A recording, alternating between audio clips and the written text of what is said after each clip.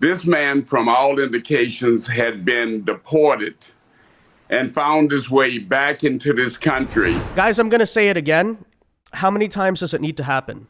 How many times do we repeatedly need to make the same mistake over and over again until that good old saying about the definition of insanity starts to ring true? Although I don't think it's exactly controversial to label the Democrat Party to be an institution of insanity. But still, if the Irina Zarutska murder was not enough of a wake-up call in general, but especially for the city of Charlotte, North Carolina, we just saw another one last night on the Charlotte light rail where yet another stabbing occurred. And this time, guys, guess who was committed by an illegal alien that was previously deported and then illegally entered the country again. That is right. So when it came to Irina, we know that stabbing was perpetrated by a repeat offender. He was arrested 14 different times, and every single time thanks to liberal judges and left-wing crime ideology that, people deserve second chances. So sure, this guy might have received about 7 different second chances, right?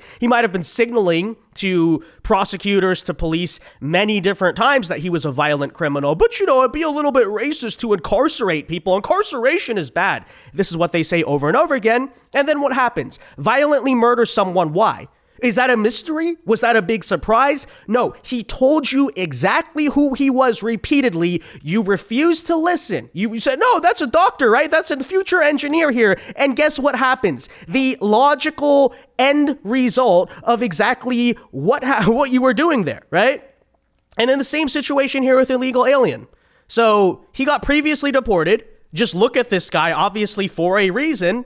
He came back, okay? Again, I really wonder what circumstances that happened under, but still, these are the very people that when ICE came to Charlotte, North Carolina, we saw mass protests about, right? Protect this person. Sure, they're quote unquote undocumented, but they're part of the community, guys. There's definitely not a massive gang and violence problem in Latin America that's going to come here. No, don't slander people. Oh, really? Well, here we go again, guys. And we'll tell you all about this here today, because in 2 different cases now, not only do you have an obvious public safety issue, because stabbings are happening on a light rail in a city that, I don't know, historically, like 20 years ago, probably was relatively seen as safe. I don't know. Maybe I'm just off in that perception, but I think a lot of us who don't live around there probably say, oh, Charlotte, it seems like a calm, kind of quaint, quiet, small city. No, absolutely. That's not the case. The place is like a third world nightmare at this point, right? And in both cases, were perpetrated by people who should have never been on the streets of this country and had the chances to be removed. And guess what? Thanks to a certain ideology of, loving the flowers, supposedly, loving the violent criminals, loving the murderers, guess what? They were allowed to roam free. So we'll tell you about this, guys. First, though, do us a favor. If you enjoy our content, make sure you hit that like button down below. Subscribe to the channel if you are new. And that said, let's just get right into these details so, you can understand. I'm indeed telling you the truth here. Court records obtained by Fox News Digital revealed a man charged in a violent stabbing on a Charlotte light rail on Friday is an illegal alien who was previously deported. Oscar Solorzano, 33, was arrested in connection with the stabbing and is charged with attempted first-degree murder, assault with a deadly weapon with serious injury, breaking and entering a motor vehicle, carrying a concealed weapon, and intoxicated disruptive behavior, according to arrest warrants obtained by Fox News Digital. Take a listen here for those full details. Caroline Elliott on that Charlotte train stabbing. Caroline. Yeah, John. So we're going through those court records right now, and we just learned that the suspect in this case is an illegal migrant. Police say that he forced his way onto the train last night, took out a knife, and then stabbed one of the passengers. Court records say he was pretty much starting problems as soon as he got on the train. He started yelling at everyone and then started picking a fight with the victim. Police say that's when he pulled out a large fixed-blade knife and stabbed someone on the train. EMS got the victim to the hospital, and they say he's in critical but stable condition. My husband missed that train by, one stop and didn't get on there, and that's crazy. We should not have to feel like we are one stroke of bad luck away from being the next victim. Now, this happened about 3 months after Ukrainian refugee Irina Zarutska was killed on the Charlotte light rail in a random attack. Her attacker, DeCarlos Brown, had a long rap sheet and struggled from mental health issues. And now officials are calling out the Charlotte mayor after yet another violent attack. Transportation Secretary Sean Duffy said, quote, apparently the death of Irina Zarutska was not enough. What is it going to take for the Charlotte mayor to remove violent criminals off the streets and protect her constituents? The time to act is now. As for the suspect, court records say he's not getting out of jail anytime soon. 33-year-old Oscar Solorzano is being held without bond because he, quote, is an illegal and has been deported previously, and we're told he's expected back in court on Monday. Yeah, well, look, as it pertains to the Charlotte mayor, I don't think we should forget the details. First of all, the Irina Zarutska situation, where she actively tried to cover up what happened, right? So when it first went down, which I think was back in the month of August or so, she puts out this statement saying there was like a mental health episode on a subway train, and actually said, I kid you not, we need to be compassionate and empathetic for people who are suffering through mental health. And you hear that whole press release and think to yourself, okay, what happened? Did someone get suicidal on a subway? Was there a nervous breakdown, a panic attack or something? They're hyperventilating. And then after that, guess what happens? The video comes out, the picture comes out. You realize, oh no, what was being referred to here was actually a young girl being violently stabbed to death by a 14-time repeat offender. And then she had to come out and basically say, oh, well, now I give my condolences to Irina. Now she finally acknowledges that a murder happened, right? But this is, of course, a pro-crime radical lunatic that, as I've been pointing out in recent videos, you might think it's just a matter of left-wing ideology, but at a certain point, you have to question whether the Democrat Party is genuinely, they have some type of incentive structure, right? To actually just back the criminals, support the criminals. As I've been saying, the party itself is, especially with the Somali situation, you see that with Tim Walz, looking increasingly like it's simply a criminal organization, right? And all of the woke ideology, the left-wing politics is basically just a front for what they really are. But here you, of course, have a very similar situation, okay? So, I mean, first of all, just look at this guy. He looks like a gangster. He looks like a cartel member. But, oh, you can't say that, right? Oh, look, he has face tattoos. I mean, look at the way he's done his eyebrows. Look at his face, clearly. But that's racist. You can't profile that, right? Remember when, of course, the Trump administration tried to say before that when they're looking at illegal aliens, they definitely know which tattoos are trying to represent cartels. You can't profile based on that. Oh, really? Is this actually this guy? I'm sure this guy secretly, he's working as a brain surgeon, right? Or no, is it probably the case, first of all? Here's my question, too, I'd like to ask. First of all, why was he actually deported? Okay, was it simply because he was an illegal? Or we don't know these details yet, obviously, but it's later probably going to come out. I would have to guess he might have been likely deported the first time because he actually committed a crime already. So here you have another case of a repeat offender. We don't know that for sure. I'm just saying likely, right? If he had a prior deportation order and then he came back, it seems to me it could be the case. By the way, I'd also like to ask, when exactly did he return to the country? Was it, did it take place recently? Under, say, a certain political administration? This is just speculation. So let me ask the question again. How many times does it need to happen? Because the story of repeat offenders basically actually explains like most of the crime that you hear about in our major cities. It might be a myth actually to believe that, new criminals are popping up every day. No, ask the NYPD, ask most major police departments. The story is actually the opposite, right? They're usually arresting, say, the same 600 to 1,000 or so people every single couple of months. And then what happens? They go to jail, they get immediately let out on no cash bail, or some woke judge says, in the name of social justice, I think you deserve a second chance, a third chance, a fourth chance, a fifth chance, sixth, blah, blah, blah, blah, right? And then eventually, as these people, of course, tell you exactly who they are, just as this illegal alien who already got deported once, but the liberals say, that's cruel. No human being is illegal. Okay, so I guess this human being is not illegal, right? They tell you who they are. You don't believe them, which you should. And then they, of course, act out exactly who they are. And then we sit here and think we should all be shocked. Do we need to play the snake poem again? because I think it's just another prime example of it. Okay, let's do it again because, of course, the poem that Trump has read at different rallies for about a decade now, which primarily pertains to illegal immigration, but I would also argue it's a very similar story on crime policy, right? Because when someone tells you they are a snake, you should believe them. It's the same story here. So I guess we got to do it again. Here we go. Would you like to hear the snake? So it's a metaphor. It's an old song, and it was redone. It didn't have anything to do with snakes or people or illegal immigration, but this has to do with illegal immigration. And I think it's very accurate, actually, and it's very sad. But I'll go and we'll do it, and some of you have heard it, and many of you haven't. But we're going to do it right now for the great people of the Bronx and elsewhere. We love the Bronx. We love the Bronx. Are you ready? On her work, and you know what? You know what this is all about, right? Did you know? You've heard this before? Have you heard it? We got the greatest people here. On her way to work one morning, down the path along the lake, a tender-hearted woman saw a poor half-frozen snake. His pretty colored skin had been all frosted with the dew.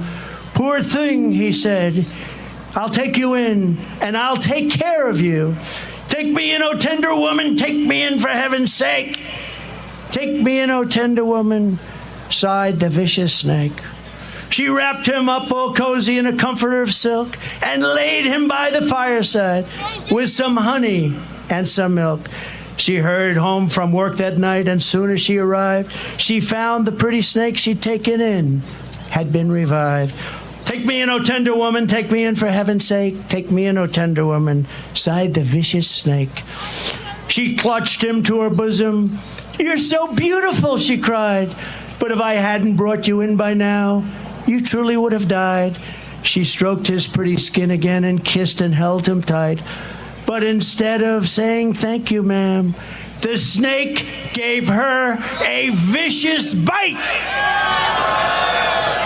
Take me in, oh tender woman, take me in for heaven's sake. Take me in, oh tender woman, sighed the vicious snake.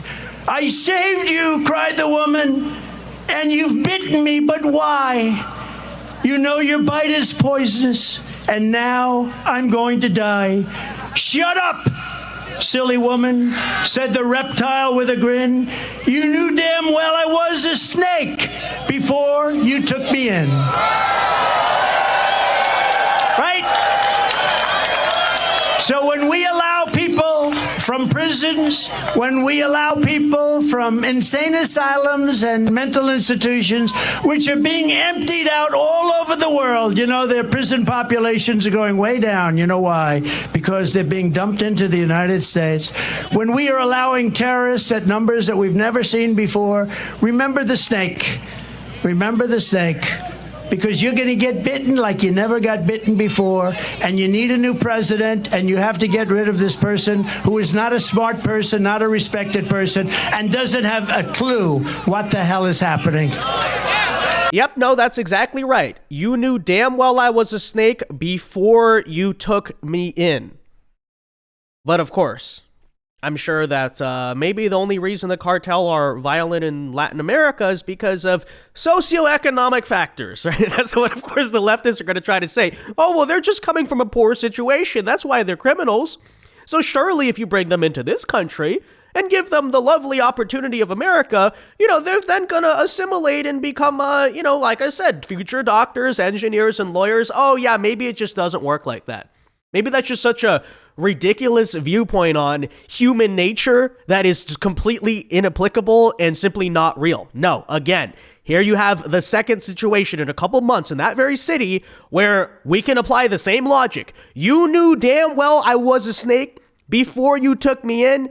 But let's not just first of all give them like second chances. Here's 14 different chances, right? In the case of DeCarlos Brown Jr. So anyways, Donald Trump now is responding to this very incident by saying, quote, another stabbing by an illegal migrant in Charlotte, North Carolina. What is going on in Charlotte? Democrats are destroying it. Like everything else, piece by piece, President DJT. Of course, it's worth remembering that ICE recently began operations in the very city of Charlotte. And given what we've seen and what we now saw tonight, Are we getting any thank you from the liberal activists in the local region? No, of course. They're standing there. They're protesting. They even harass ICE. They try to commit violence. The Democrat politicians, of course, always cheer that type of stuff on. Oh, ICE is the Gestapo. You know, how dare they? Is this a North Carolina father? Huh? Democrat Party?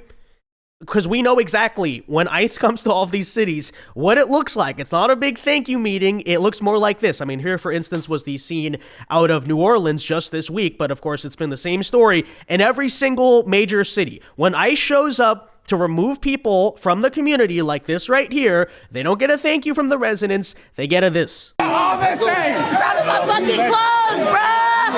Don't touch me. Don't touch me. Get the fuck off me. Get off. Get off. Get off. Get off. Get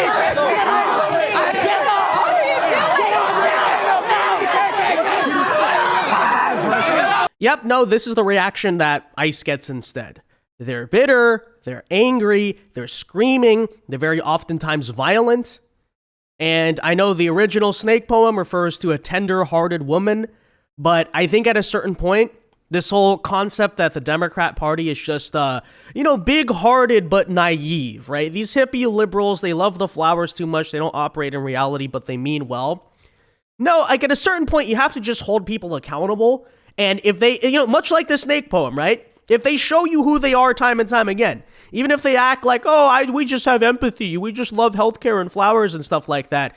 No, actually, when they repeatedly just keep sending violent criminals to kill you, maybe you should start believing they're in on it, or maybe start believing like they actively just have destructive intentions and they're not good people. They don't quote unquote mean well. Okay, I think that's especially true of Democrat politicians. It's not that they're naive. It's not that they really just want to help people. Sure they do. As they, of course, set up perhaps the most insane crime policies of all time that clearly have a logical conclusion that's going to be reached there, right? Last thing I want to address, too.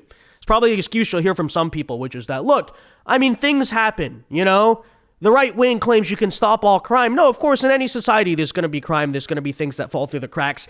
The entire point here, though, guys, is that in cases where it was so obvious and it was easily preventable, and yet your own policies let that person just basically walk free and do it again, whether it's domestic crime policy like Arena, or in this case, right, another situation, right, of a repeat offender. If we had a secure border at the time this guy crossed back into the country after he was previously deported, this, of course, would have never happened either. And as it even pertains to Charlotte, as we've been bringing up, here you have a city who maybe historically in the cultural zeitgeist of America is not really seen to be this major hub of mass crime and mass illegal immigration.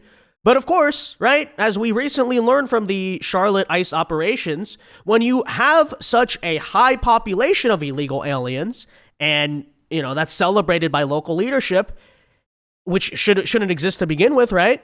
Then why should you be surprised, by the way, when that attracts, guess who? Criminal illegal aliens, and you get what? Crime and violence. I don't know, I'm just saying. So I keep seeing all of these videos out of Charlotte, North Carolina about how the city has practically shut down because ICE came to town.